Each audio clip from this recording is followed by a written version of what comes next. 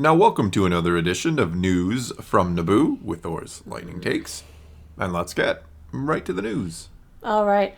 We're going to talk a little more about that Hollywood Reporter article. They were speaking with Tony Gilroy because there's still some really cool information in there. Okay. And before we get into it, the Let's Talk Some Andor video will be up tomorrow afternoon. I know I usually say like the next day it's coming up, and then I'm like, well, I'll let more people kind of comment and stuff, so. More voices to be heard. Yes. So, carry on. All right. So they asked Tony Gilroy what brought him back to Star Wars. I like the way Tony Gilroy talks. He just rambles on like you. It's kind of entertaining. Yes. He says, Kathy sent me one of the pilots they were thinking about, but had grown cool on, and she asked what I thought. And in some sort of, I don't know, I had time, I was in some sort of manic thing, so I just got on it for a couple days. I wrote this big manifesto for her. This is what your show should be like. This is what you should never do. This is why this doesn't work. So it was a crazy thing. It was wildly ambitious. They were like, well, that's really great. Thanks for helping us with, Thanks, know what's wrong. Yeah. But we could never do this. Like, streaming services weren't big back when they originally were pitching Andor. Well, they were big. Netflix has been big for a while. But they didn't even have their own. I get what you're, but I mean, Netflix has been king for over a decade at this point. So, they tried a couple of other things and everything went cold. Then there was this moment where, God, streaming was whoa. So now they can really do this. Whoa. Sounds like a Joey Lawrence. His words. For those who remember him. So they went back and pulled this old memo that he had written and were like, we want to do this now. They wanted to be that ambitious on this scale, and the timing was right for me. I had a bunch of other things fall apart. I was getting a little tired of things falling apart, and the one thing they definitely have is an audience. So it wasn't an overnight thing that you tiptoe into. It takes a long time. Everybody tiptoes forward, but that's kind of how he came back to Star Wars. It's an interesting story, Yeah, no, that is. It sounds like he was very ambitious, and they're like, "Whoa, we can't be that ambitious." Well, they didn't have their own service to give this to, We can't be that ambitious with Star Wars. It's not like Star Wars has ever been ambitious before. What? I know. No. Next, they kind of want to talk about how Andor's production value is immaculate. He's like, did you lobby to build shoots on location in these massive sets? What was like the prerequisites for you? He goes on to say, the first decision you have to make is who's going to be your production designer. Even in writing, my first call is to the production designer because everything we do has to be designed. So we put a marker down. It was kind of a test for Disney. How serious are you? I like that. I like this guy. He's challenging them. Yeah. We didn't want to go with any of the traditional Star Wars people. We wanted Luke Hall, who was like 12 years old and had just done Chernobyl. He's just a freaking genius, but non-Star Wars in every way. So we brought him over. All right. I liked that he wanted somebody, almost specifically, who wasn't Star Wars but could build fantastic sets. Well, yeah, I mean, he talks about the last time we talked about the reverence. He didn't want everybody to be so... And I know that kind of contradicts everything I've ever said, because you do want people to be, reverent of the material and be consciously aware of what it means to people and what it should look like and be. But I do agree, bringing in fresh eyes, as long as they do adhere to what has come before, is a good idea. Right. He's building fantastic sets and then going, and make this Star, Yeah. Make sure it right. fits into this world. Yeah, you can't just go off the wall and have it be, not Star Wars entirely. But then they said, when you invent the past, you recontextualize the future. So will this story change the way we look at Rogue One? He replies, yes, definitely, and then smiled. Is he just talking about, like, Andor? Because no, I think it's more. But, I mean, how is the whole movie going? Because the movie is really just those characters doing this one thing. I mean, it's an important thing. But, I mean, how are we going to watch the movie and be, oh, now I feel differently about this? Well, other than about the characters in it. And the only character we're probably going to see is Andor. Other than Mon Mothma. So. Well, that's one thing that I think is going to be recontextualized. But she's not really... She's trying to form the rebellion. We see her at odds with like a bunch of small faction leaders. I guess and they're all afraid to risk, afraid of everything. We're going to see how hard it is going to be for her to put this together. I think that's a good point. See how tenuous and how light their connections are, so we understand why they're kind of breaking apart instantly. Yeah, why they were so reluctant to. Why that was kind of the key moment where they finally said, "Okay, we're gonna stop worrying and doing our own thing, and we're gonna come together and actually form an alliance." Okay. I think we're going to see the Alliance recontextualizes how tenuous it was and how much this victory really means to them. Yeah. From where they, started to where how they, easy it could have fallen apart. Because that's the impression you get. They were all like, well, I guess we just can't do this. We can't do it. I'm leaving. I'm pulling out. I'm pulling out. This is too much for us. And then they get the big win, and then here we go. We're off to the races. Right. And we're actually going to see her putting these groups together. And it's going to be, I think it's going to be interesting. All right. So they say Cassian not only owes money to people, but he's also in a situation where the walls are closing in on him. So for anyone who's familiar with Tony Gilroy's past work, they know this is like right in his wheelhouse. Do you recognize any other through lines? He says, oh my god, yeah, I haven't changed one single bit. I do the same thing I've always done from the moment I figured out how to really do it, or evolved into it. I've never changed my process. I bring my game and my system. I haven't changed to do this. So Bourne Identity meets Star Wars. Well, he's saying that his process, just because it's Star Wars, didn't change. No, I get and, that, yes. I mean, that's important. You're hiring a director, you're hiring writers because they did a fantastic job on something, so why would you want them to change their entire process if you're hiring them because they've done something you liked? That's a fair point. I mean, you don't hire a great tennis player just assuming they're really athletic and now they can go and be a basketball star. No, I get what you're saying. Stick with what you're good at and what you know, and good things will happen, right? Like I said, it all goes back to, I do think you have to be careful because you don't want to go too far. And I'm not saying Rogue One or now Andor is too far from Star. Actually, I'm loving it. But I'm just saying, that's sometimes I think you bring in director, like a Taika Waititi, for example. Like, I'm kind of glad his movie is, I don't know, maybe not happening. Not that I don't think he can make a good movie, but I mean, I look at like A Love and Thunder, which I really didn't like, and I'm like, I don't think this fits Star Wars. Like, his style doesn't fit Star Wars per se.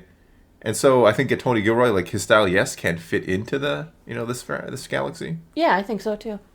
Let's move on to our next piece here today. We're going to talk more about the Andor production design. There's a new 90-second featurette from National Geographic Travel focusing kind of on the work that the production designer, Luke Hall, did on the series. Tony Gilroy, even in the article we just talked about, has mentioned that the production designer is the first people he hires when he's working on a script, and that the work on Chernobyl is what earned him this job. In this video, Tony Gilroy says, to make a really proper Star Wars show, the quality of design has to be perfect. And I agree 100%, and it looks fantastic. This world looks lived in. It looks gritty. Everything is designed with a purpose. It's not just thrown together with stuff glued on it, Yeah.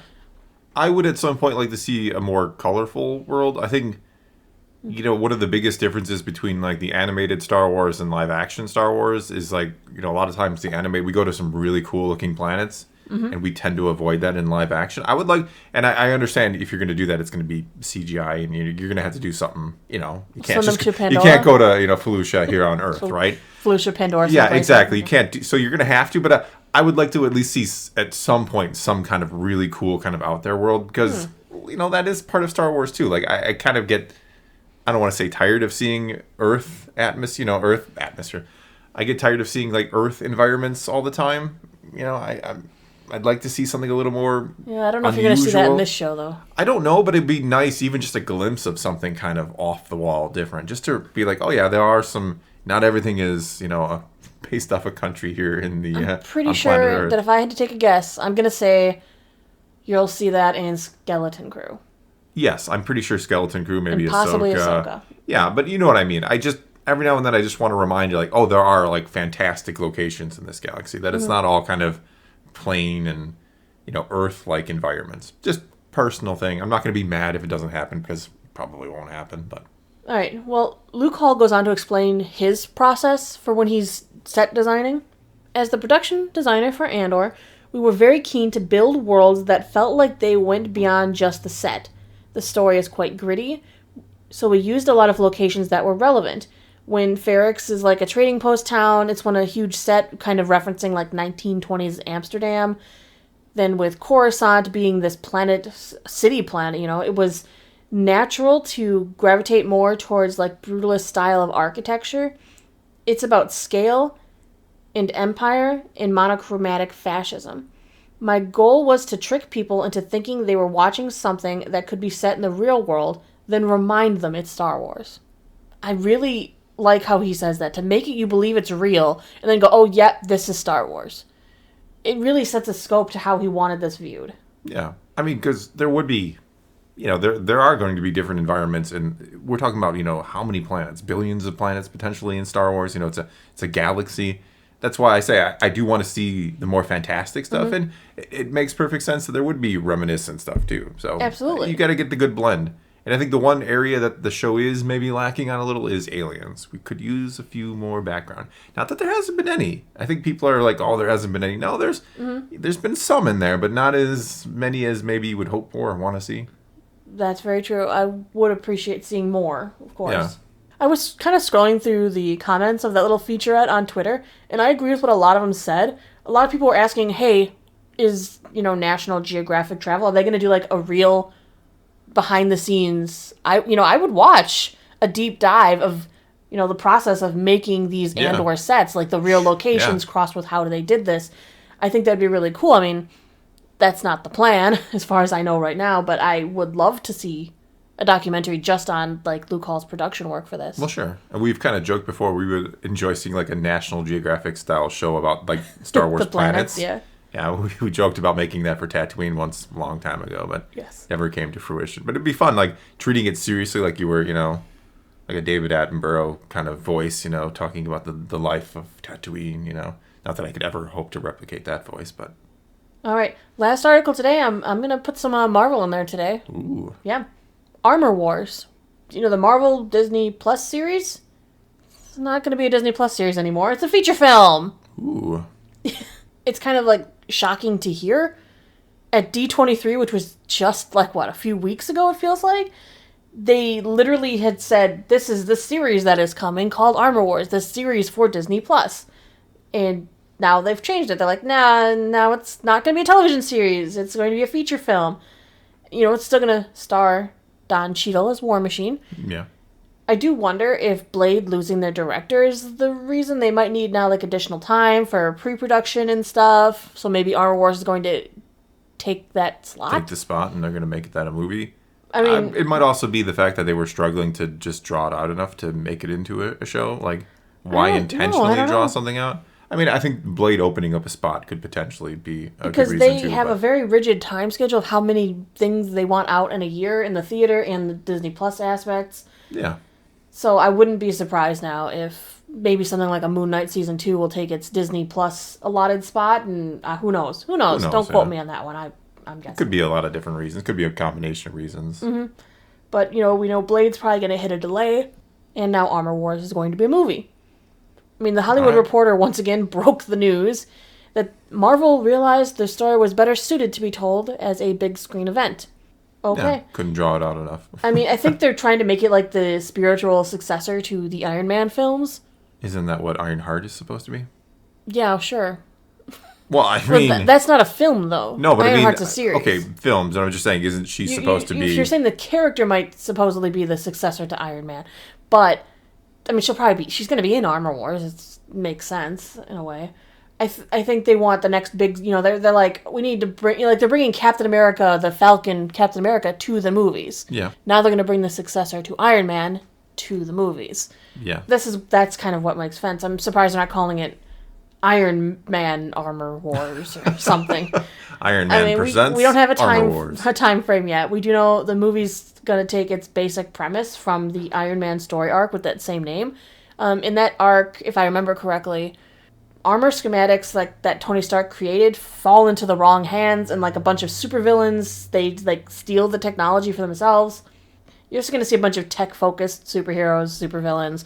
War Machine's going to be obviously taking up Iron Man's role in this, seeing as Iron Man has passed. Yeah. And I'm assuming then going to steal some schematics, make some suits, and have an armor war. Mech war. No, armor war. All right, well, that's all we got for you this time, so take to the comments below and tell us what you think of today's news. And let's talk some Star Wars and a little bit of Marvel. And until next time, thanks for watching.